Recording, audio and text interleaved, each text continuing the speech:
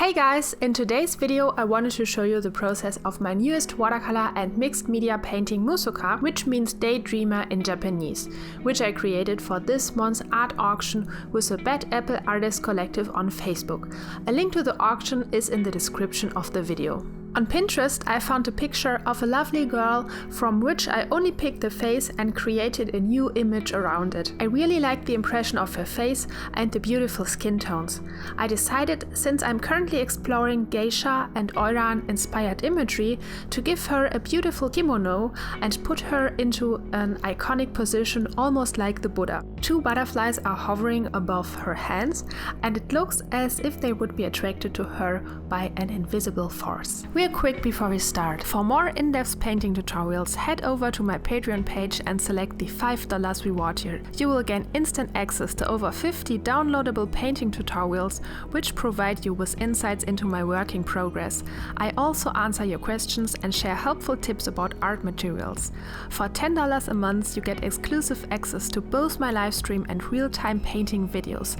For $15 or more, you get beautiful art surprises, fine art prints, original watercolor illustrations and much more. I decided to go for one of my favorite color palettes of bright reds, pinks, blues, greens and yellows to make a super lush image.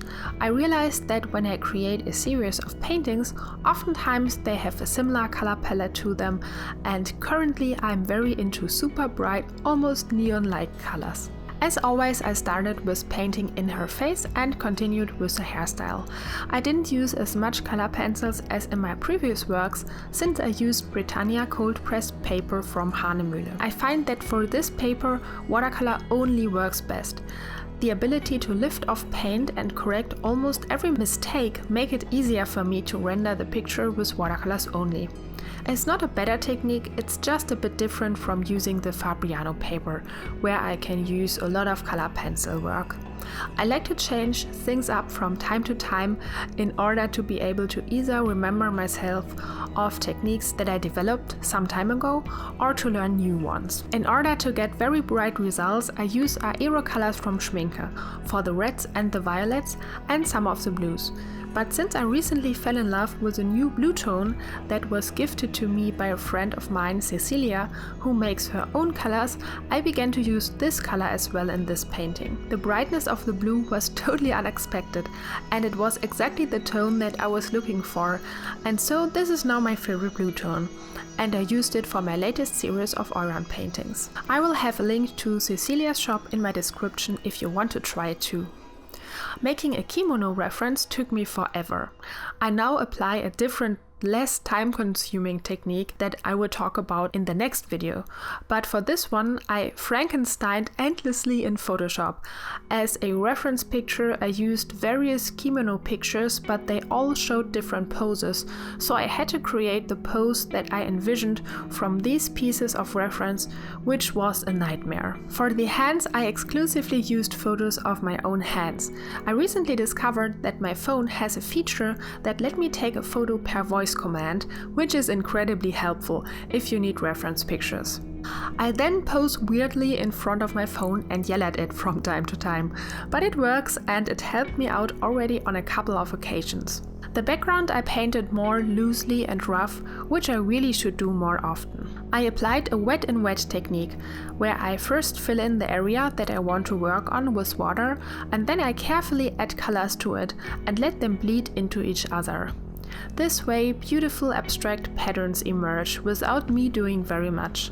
Although I like my painting in the end, I feel that it looks a bit too overworked, and I plan to make my next paintings more loosely and lighter.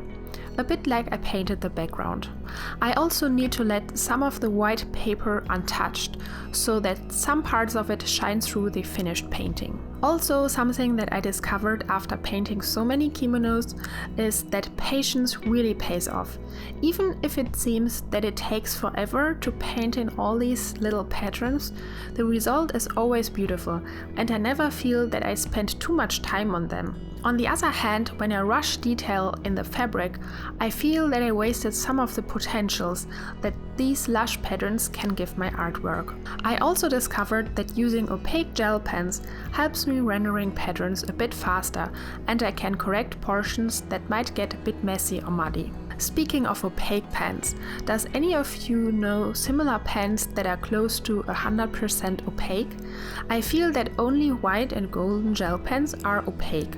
All the other colors are semi-transparent and don't fulfill the requirements that I need in order to cover watercolors. Let me know in the comment section if you know of such pens. So that's it about my process. As I said in the beginning, Muskoka will be available in tonight's auction on Facebook and the link is in the description. I've also listed a bunch of new prints and originals in my online shop, including a limited edition of 20 fine art prints of Muskoka. Link is in the description as well. I hope you liked this short video. If you did, don't forget to like, comment and subscribe to my channel. See you in the next one. Bye bye!